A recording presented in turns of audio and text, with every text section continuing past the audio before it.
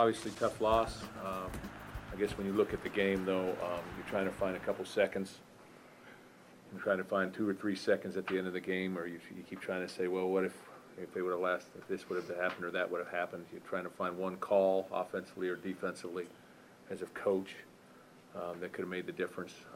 Certainly, there's some things that we could have done that, from a coaching standpoint, that could have made the difference. And then also from a player standpoint as well, you know, there's some missed opportunities in there. You know, our guys are resilient, and, you know, they understand, just like myself, that they have an opportunity to win that football game. And they also understand that they played very well. And they played with a lot of toughness and effort, and they gave everything they had. So they understand that. They don't like dealing with this. But, you know, when I said, hey, you got to get back up, there's a lot of, yeah, everybody's, you know, walk in there, everybody's talking. Young people are resilient. I think they move on to the next challenge. I think that's natural for them. They don't see this as an end-all, and that's what I want. I don't want them to see this as an end-all. They need to see this as you know, another. You know, they stepped over that stone, and or they walked over that bridge. They got to walk over the next bridge, and it's important that we keep moving. Well, if you look at last year, we won the close games. Somehow we found a way. This game against Iowa, the first one we played here in '07 was double overtime. Last one we won at the last minute. We knew that this would be a close game. We match up well with them. So had great crowd support, adrenaline, everything that you wanted. It really wasn't about Iowa being a top 10 team. It was about us going to 4-1 in the Big Ten Conference. That's what it was about. So it's about us going 5-3. Wisconsin was the opponent. We got to get ready for every single opponent. It was a big game, but it was hyped up a little bit by the media because they were a top 10 team. But as far as I was concerned, it was Iowa coming here. And, you know, we were a 3-1 team playing a 3-0 football team. And if we had won, we'd be 5-3, 4-1 in the Big Ten with share first place. And that's what it was about for us. The Big Ten officials come in and they referee all of our scrimmages.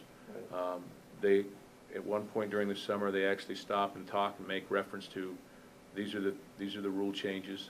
They're trying to protect people, and I understand that.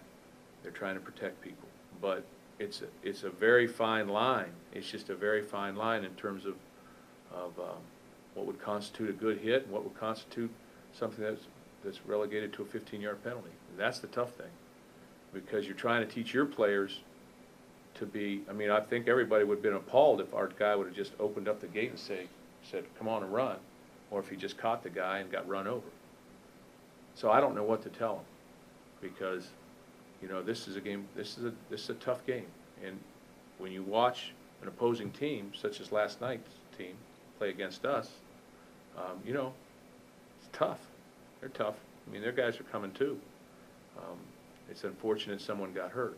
But that's you know, it wasn't intentional. There was no intention of hurting somebody. Only call. The defensive holding. I haven't looked at it myself. Yeah.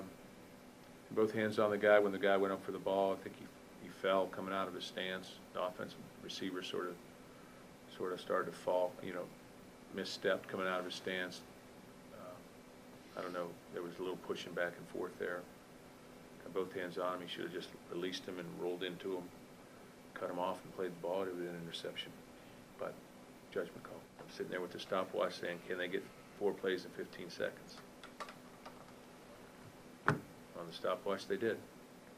So, they did. So you thought the clock ended up, you know, looking correct then? I wish I could say it wasn't, but on the stopwatch, it seemed like there was 1.99 left.